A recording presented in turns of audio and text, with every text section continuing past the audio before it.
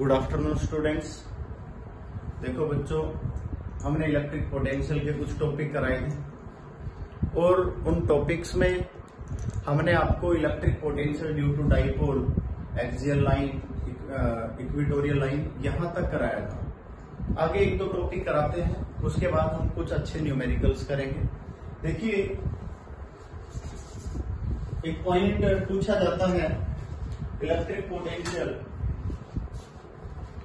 Electric potential due to a dipole on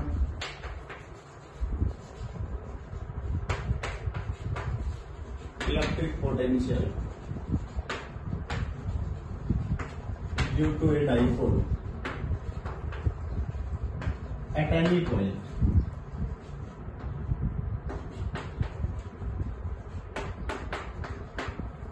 आपने पिछले video में इक्वेटोरियल लाइन तक पढ़ा था।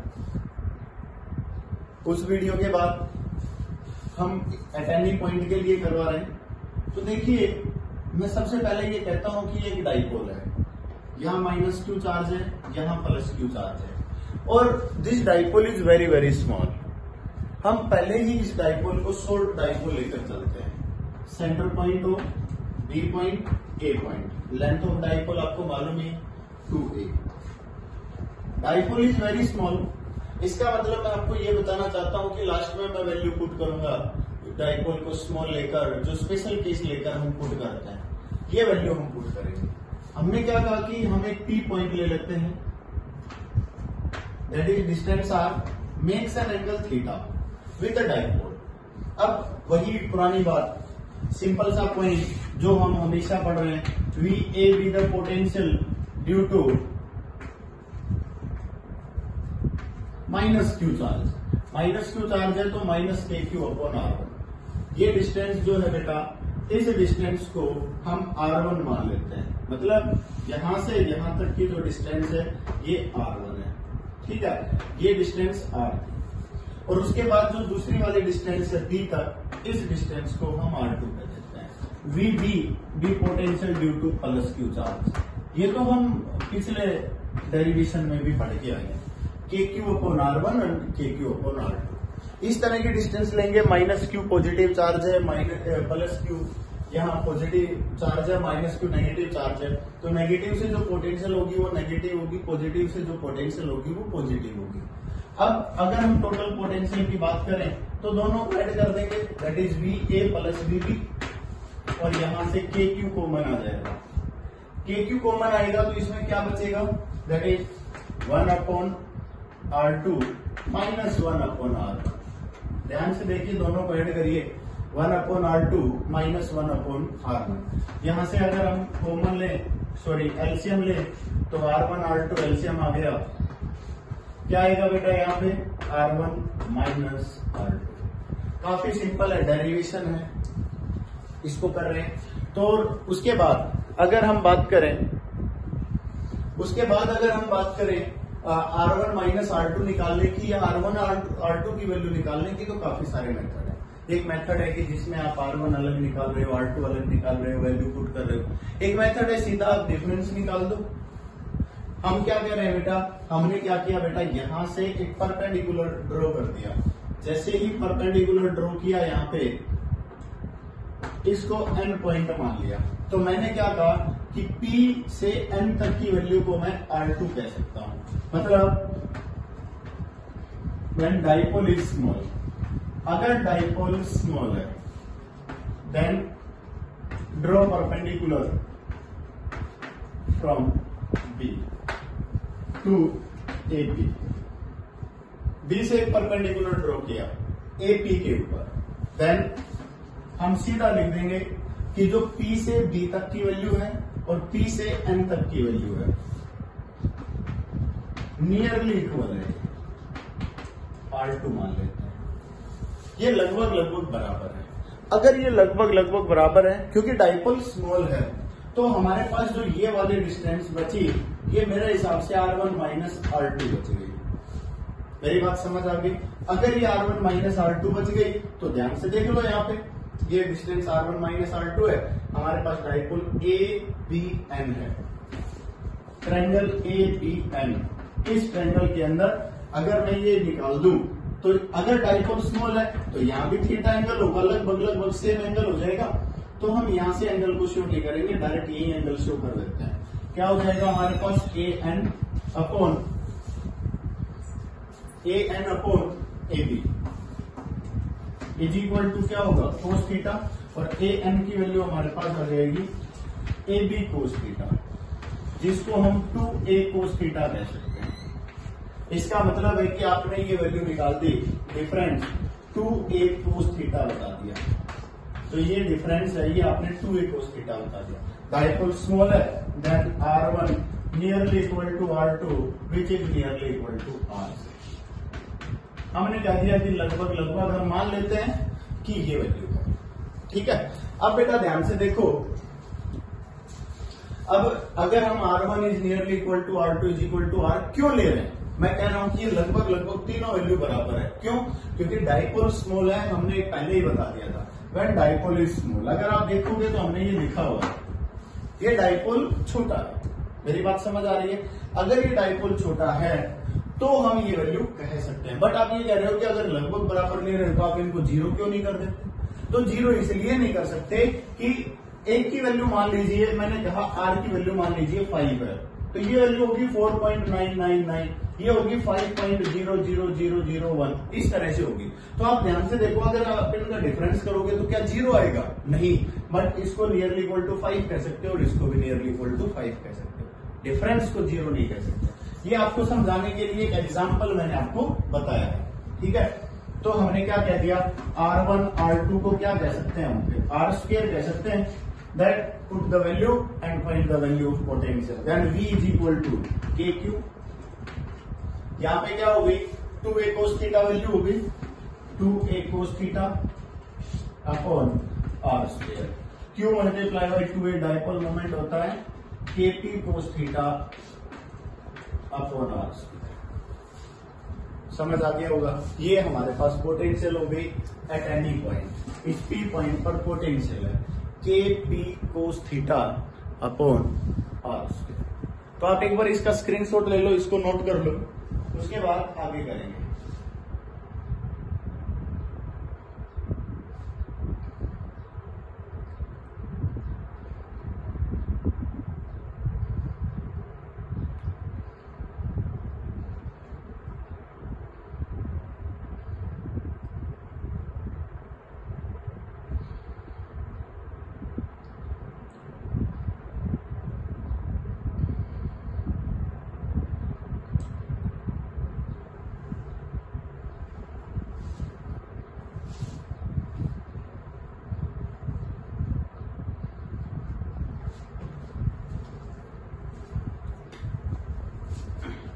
चलो देखिए,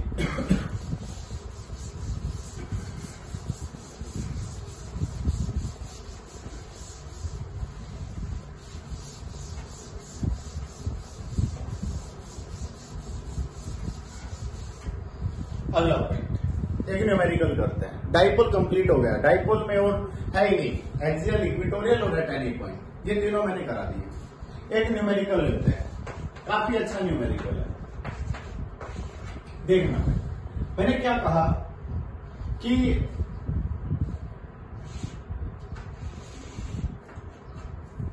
इनफाइनाइट नंबर ऑफ चार्जेज है which are placed at x is equal to 1, x is equal to 2, x is equal to 3, x is equal to 4 and so यूं रखे हुए हैं और यहां ओरिजिन है। Charges are alternative, Q minus Q plus Q minus Q plus Q minus Q, इस तरह से यूं रखे हुए हैं, ठीक है। ये इनफाइनाइट नंबर ऑफ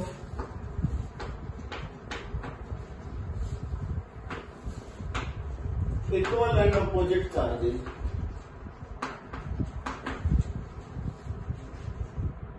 प्लेस्ड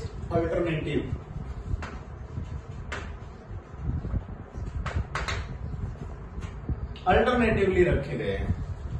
यहां पर अल्टरनेटिव रखे गए हैं charges at x is equal to 1 2 3 4 यू रखे हुए हैं, इनफाइनाइट तक रखे हुए हैं। ठीक है, अब इनफाइनाइट तक रख दिया आपने। Find potential at origin.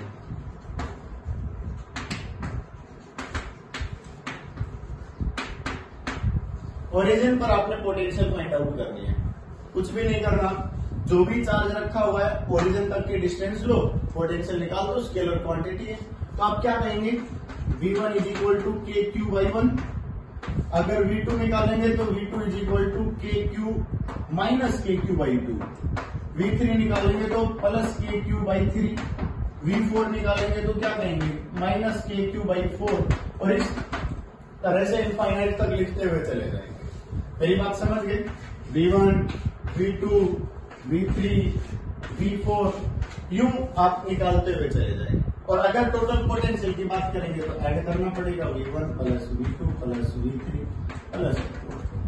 ठीक है, अब देखो ध्यान से, अगर हम ध्यान से देखें तो के क्यू कॉमन आ गया, अंदर क्या बचा 1/1 minus 1/2 plus 1/3 minus 1/4 plus 1/5 minus 1/6 और इस तरह से यूं आप करते चले जाओगे इनफाइनाइट।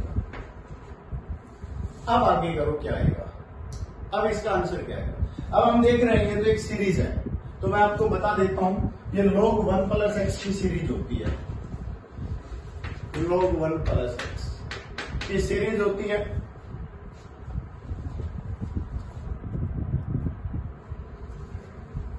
log 1 प्लस एक्स की सीरीज है ये। तो ध्यान रखना, हमने क्या करना है, इसको 1 plus x by 1 x upon 1 plus x square by 2 plus यहां पे माइनस आएगा, एक माइनस एक प्लस एक्स क्यूब बाई 3 फिर माइनस एक्स की पावर 4/4 प्लस आपको। ये एक सीरीज है बेटा, log 1 प्लस एक्स की सीरीज है। तो आपने ध्यान रखना है, अगर हम x की वैल्यू को 1 पुट कर दें तो ध्यान से देखो ये सीरीज बन रही है। ठीक है, तो हमने क्या कहा, if x is equal to 1, x को 1 पुट करेंगे ये सीरीज बन जाएगी। देन log ऑफ 1 प्लस 1 क्या हो जाएगा, log ऑफ 2 विद बेस। समझ आ गया? तो इस सीरीज की वैल्यू log 2 है, तो हमारा आंसर क्या आ जाएगा, v इज इक्वल टू के Q log of base e। ठीक है भाई, के क्यू, के जी नहीं के क्यू। ये एक न्यूमेरिकल था, काफी अच्छा न्यूमेरिकल था, काफी अच्छा पॉइंट था। अब इसके बाद हम इलेक्ट्रिक फील्ड और इलेक्ट्रिक पोटेंशियल के बीच में एक रिलेशन पढ़ने वाले हैं। तो देखिए इस रिलेशन में क्या है।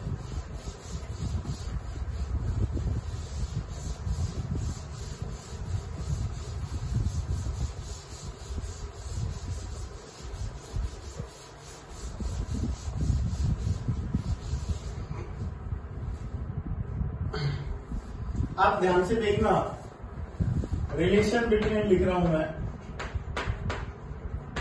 Relation between electric field and electric potential.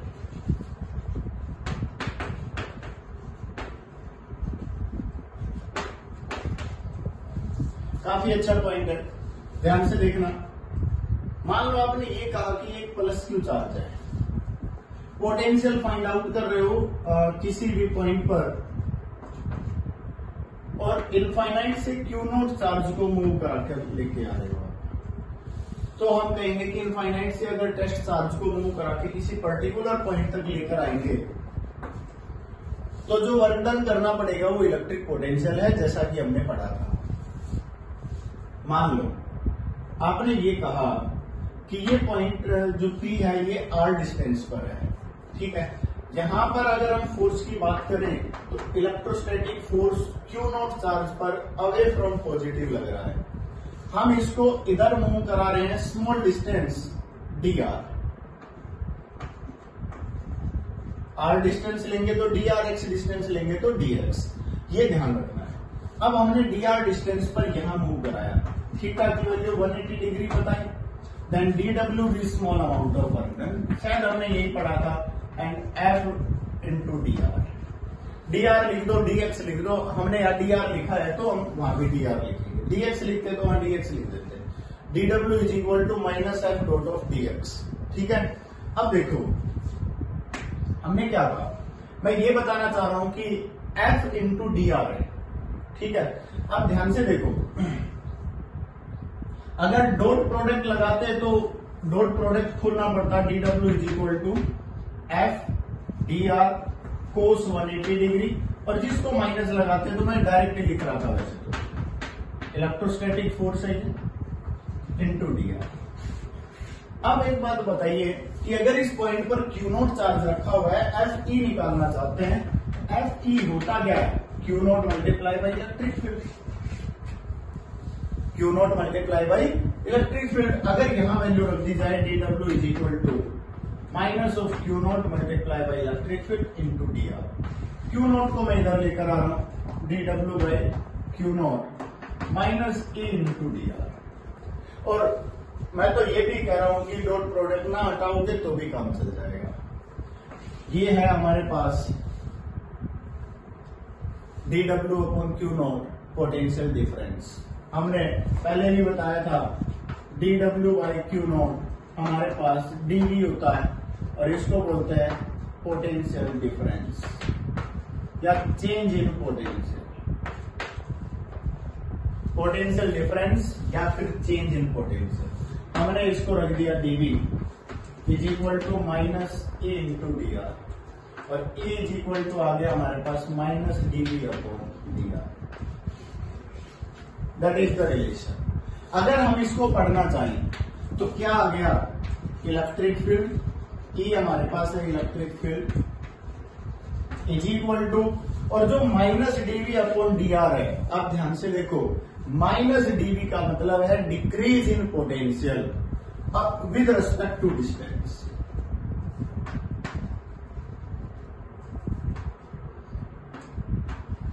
Decrease in potential with respect to distance. और इसको क्या बोलते हैं, कोई भी वैल्यू डिस्टेंस के रिस्पेक्ट में डिक्रीज हो जाती है तो वही उसका ग्रेडियंट होता है। ये बात हमेशा याद रखें। तो हमने इसको क्या बोल दिया, potential gradient. Electric field is equal to potential gradient.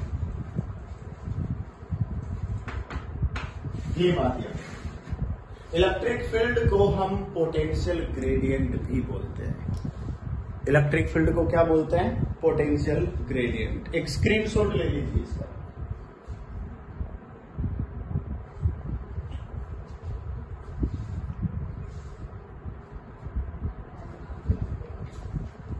चलो देखिए, इसी पॉइंट को हम क्लियर करते हैं, इसी पॉइंट को समझाते हैं।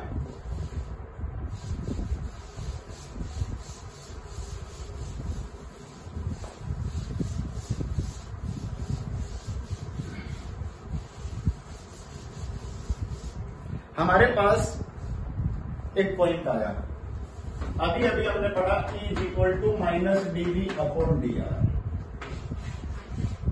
पहली बात, ये हमारे पास है इलेक्ट्रिक फील्ड, ये हमारे पास है कंप्लीट पोटेंशियल ग्रेडियंट।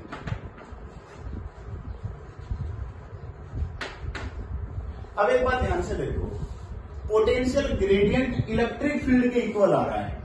मैं लिख रहा हूं यहां पे, यहां मैं लिख रहा हूं इलेक्ट्रिक पोटेंशियल, यहां लिख रहा हूं इलेक्ट्रिक पोटेंशियल ग्रेडियंट। इन दोनों के बारे में समझना है। इलेक्ट्रिक पोटेंशियल, अगर हम यूनिट की बात करें तो आपने बताई थी वोल्ट, और क्या बताई थी, इलेक्ट्रिक पोटेंशियल की यूनिट जूल पर कूलम, आपने ये बताई थी। अगर हम पोटेंशियल ग्रेडियंट की यूनिट की बात करते हैं तो न्यूटन पर कूलम, क्योंकि इलेक्ट्रिक फील्ड के इक्वल है पोटेंशियल ग्रेडियंट। पहला पॉइंट। इलेक्ट्रिक पोटेंशियल को आपने कहा था स्केलर क्वांटिटी, आपने कहा था कि इसकी कोई डायरेक्शन ही नहीं होती। अगर हम यहाँ पोटेंशियल ग्रेडियंट को देखें तो किसके इक्वल आ रहा है? इलेक्ट्रिक फील्ड के। और इलेक्ट्रिक फील्ड कैसी क्वांटिटी है? वेक्टर क्वांटिटी है। Potential gradient is a vector quantity. अगर वेक्टर क्वांटिटी है तो डायरेक्शन भी होनी चाहिए। अब पोटेंशियल ग्रेडियंट की डायरेक्शन वही होती है जो इलेक्ट्रिक फील्ड की डायरेक्शन होती है। और पोटेंशियल ग्रेडियंट होता क्या है? That is potential gradient, that is decrease in potential with respect to distance minus dv upon dr। और की पॉजिटिव है in the direction of electric field means decrease in potential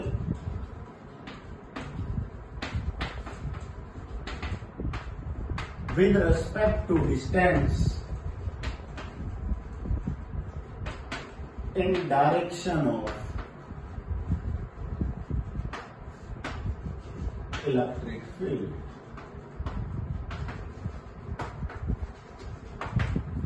ये ध्यान रखना है भाई। E is equal to minus DV upon D R है। Minus DV upon D R का मतलब क्या है? माइनस डीवी का मतलब है decrease in potential. Negative sign decrease के लिए, ये डिक्रीज के लिए है, पता होना चाहिए। ये साइन डिक्रीज के लिए है।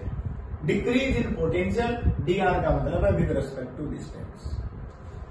इज इक्वल टू का साइन है और ई के इक्वल रखा हुआ है, मतलब इलेक्ट्रिक फील्ड की जो डायरेक्शन है ना उसके अंदर। समझ आ गया होगा। इसीलिए हमने इसको वेक्टर क्वांटिटी बोला है कि पोटेंशियल ग्रेडियंट डिक्रीज हो गई इलेक्ट्रिक फील्ड की डायरेक्शन में, तो ये हमारे पास फिक्स पॉइंट हो गया, ये हमारे पास डायरेक्शन हो गई। ये पॉइंट सबसे इंपॉर्टेंट है जो आपने याद रखना है। चलो ठीक है, ये पॉइंट याद भी रखना है और आगे काफी जगह पर यूज भी होने वाला है। बहुत ज्यादा जगह पर यूज होगा। हम इसको और आगे समझाते हैं, देखिए ध्यान से।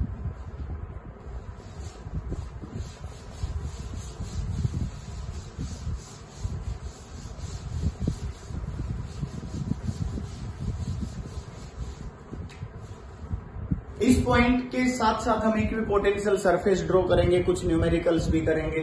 तो सबसे पहले तो हम इसी को ढंग से पढ़ लेते हैं। एक बात मैं अलग तरीके से लिखना चाह रहा हूं। यहां तो हमने जो बात करी है, यहां जो E इज इक्वल टू हमने लिखा है minus DV upon D r. भाई डी आर का मतलब है position vector, distance. Position vector का मतलब मैं आपको ये बताना चाह रहा हूं कि x axis, y axis, z axis तीनों है।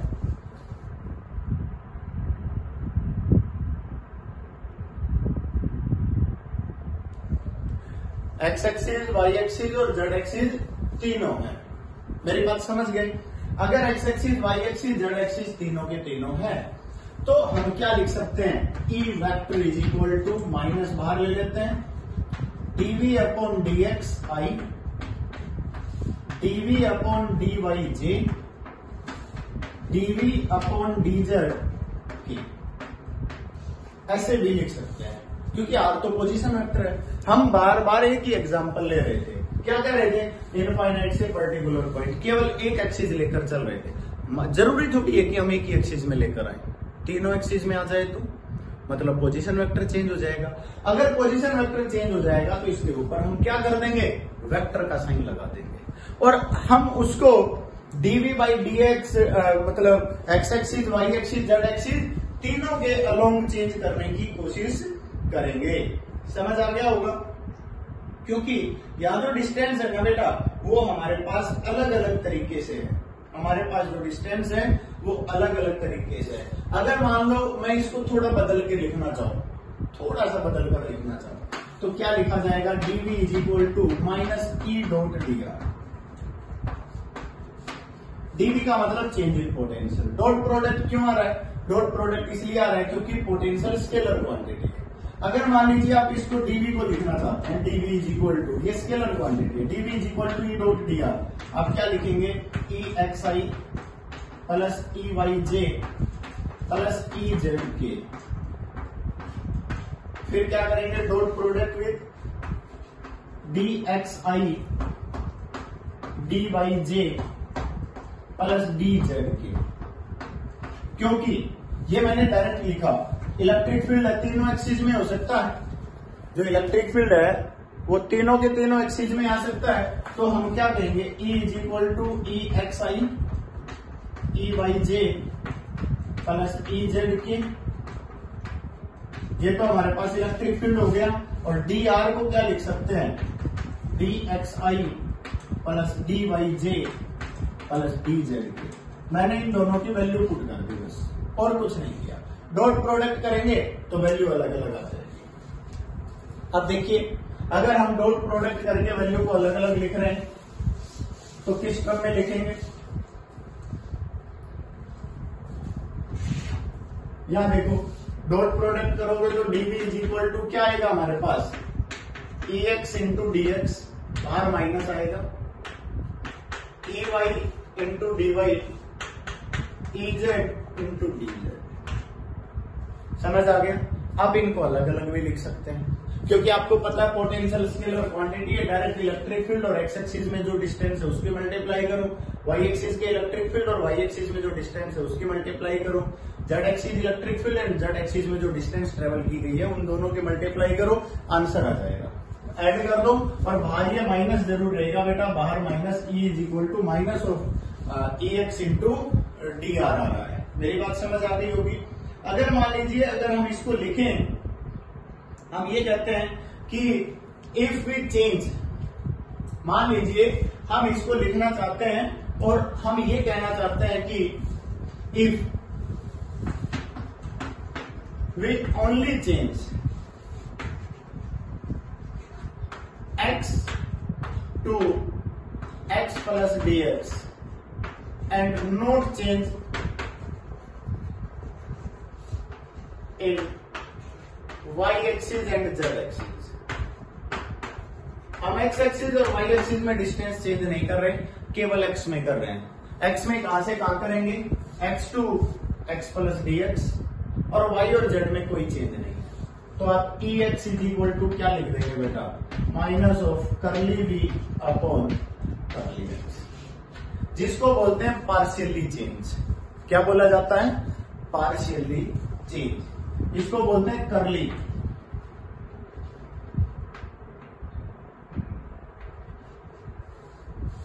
समझ आ गया।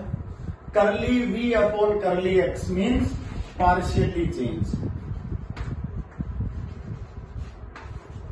और इसका मतलब है, जहां करली वर्ड आ जाए, पार्शियली वर्ड आ जाए, तो समझ जाना कि केवल x के रेस्पेक्ट में डिफरेंशिएशन करना है।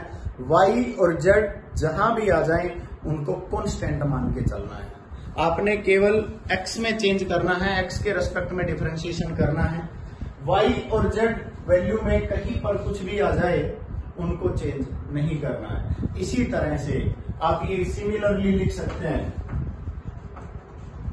सिमिलरली ई वाई निकालना है तो माइनस ऑफ करली वी अपॉन करली वाई, एंड ई जेड निकालना है माइनस ऑफ करली वी अपॉन करली जेड। आपके पास कोई भी इक्वेशन मिल सकती है, कोई भी इक्वेशन, जो जिस तरह मान लीजिए ये कह दिया जाए minus of 5x² plus 3xy plus 2z cube, इस तरह से कोई इक्वेशन मिल गई है और उसमें आपसे कहा जाता है कि इलेक्ट्रिक फील्ड निकाल के दिखाओ, ये पोटेंशियल की इक्वेशन है। तो आपने पहले एक्स एक्सिस के रेस्पेक्ट में डिफरेंशिएशन करना है, वाई और जेड को कांस्टेंट लेना है, फिर वाई के रेस्पेक्ट में करना है, फिर जेड के रेस्पेक्ट में। इससे आप E X, E Y, E Z निकाल दोगे और फिर आपने क्या करना है, E is equal to E x I plus E Y J plus E Z, I J के साथ लगाकर लिख देना है, फाइनली इलेक्ट्रिक फील्ड आ जाएगा। ये सबसे इंपॉर्टेंट पॉइंट था जो आपने याद रखना। ठीक है भाई। एक मान लीजिए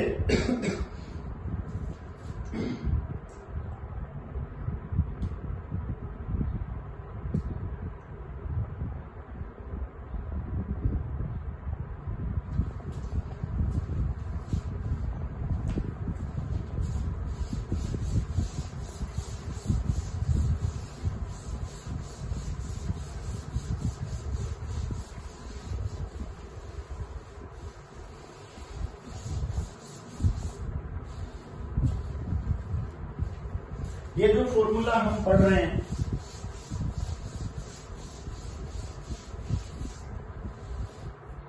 जैसे कि ये कहा जाता है minus DV upon D R, या DV is equal to minus of E dot D R. Basic हम ये फॉर्मूला पढ़ रहे हैं। अगर डॉट प्रोडक्ट को लेंगे तो डीवी इज इक्वल टू क्या हो जाएगा, हमने जो ये फॉर्मूले पढ़े हैं डॉट प्रोडक्ट में कोस जीरो रख के पढ़े हैं, डॉट प्रोडक्ट को लेंगे तो minus E d r into cos theta. अगर हम minus DV upon D r निकालें, माइनस आ गया, डी आर नीचे आ गया, क्या बचा हमारे पास, ई कोस थीटा। इसका मतलब है कि ये केवल और केवल उसके हॉरिजॉन्टल कंपोनेंट को बताना चाह रहा है, ये केवल और केवल उस लाइन के अकॉर्डिंग चेंज हुए पोटेंशियल को शो करना चाह रहा है। ये बात हमेशा याद रखें, ठीक है।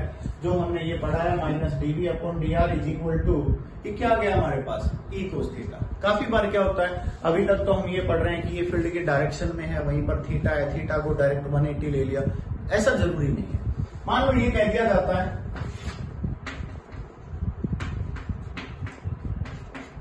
आपसे, ये कह दिया जाए कि भाई ये इलेक्ट्रिक फील्ड की डायरेक्शन है,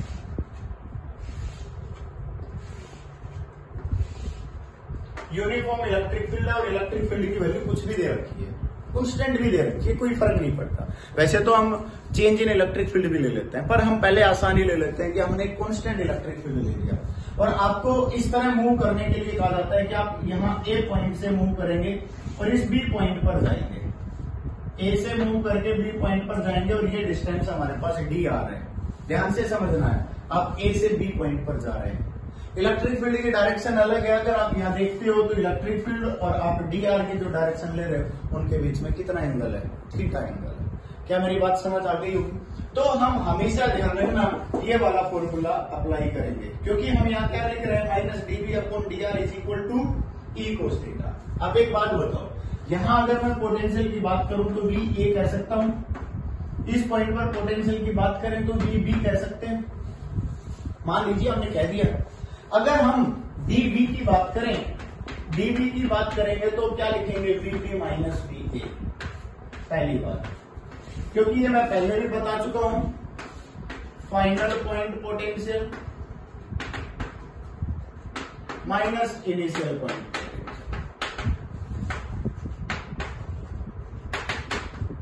अब दूसरी बात, हम पोटेंशियल को डिक्रीज करते हैं तो हमने ये कहा था in the direction of electric field. पहली बात, इलेक्ट्रिक फील्ड की डायरेक्शन तो यहां है, हम जा यहां पे यहां रहे, तो इस डायरेक्शन में कितना इलेक्ट्रिक फील्ड है वो लेना पड़ेगा। अगर हम इस डायरेक्शन की इलेक्ट्रिक फील्ड की बात करेंगे तो इधर इलेक्ट्रिक फील्ड है ई कोस थीटा, और इसके परपेंडिकुलर जो इलेक्ट्रिक फील्ड है वो है ई साइन थीटा। अब हम ई साइन थीटा के तो परपेंडिकुलर मूव कर रहे हैं, हम ई कोस थीटा की डायरेक्शन में जा रहे हैं, यू किसके डायरेक्शन में जा रहे हैं, ई कोस थीटा की डायरेक्शन में। Means E cos theta is equal to, आप सीधा लिखेंगे E cos theta is equal to, उसके बाद minus DV upon D R. ये पॉइंट समझना है, E cos theta is equal to minus DV upon D R. E cos theta is equal to minus DV, DV की value हमने लिख दी है बेटा VB minus V A upon, आपने डिस्टेंस ए से बी तक लेनी है। मान लीजिए ये आर डिस्टेंस है, अपॉन में आर लिख दिया, डी आर लिखना चाहते हो तो डी आर लिख दो, एक ही बात है। अगर आप यहाँ पे आर लिखना चाहते हो तो आर लिख दो, डी आर लिखना चाहते हो तो डी आर, या डिस्टेंस ए बी लिखना चाहते हो तो ए बी लिख दो, आपके पास अपने आप रिजल्ट आ जाएगा। मेरी बात समझ गए? और अगर आप यहाँ पे, कई बार क्वेश्चन क्या होता है कि find the value of electric field, कई बार ये होता है थीटा गिवन होता है और पोटेंशियल गिवन होती है वी ए और वी बी, और आपसे ये पूछा जाता है कि इलेक्ट्रिक फील्ड बताइए। कई बार पोटेंशियल डिफरेंस फाइंड आउट करा ली जाती है। फॉर एग्जाम्पल, मैं एक क्वेश्चन दे रहा हूं जो काफी बार कंपटीशन में पूछा गया है और एनसीईआरटी क्वेश्चन है, मैं साफ कर रहा हूं इसको। ये कहता है कि सबसे पहले जो डायरेक्शन बनी हुई है, ये क्वेश्चन आपकी बुक में भी मिल जाएगा जो मैं बना रहा हूं।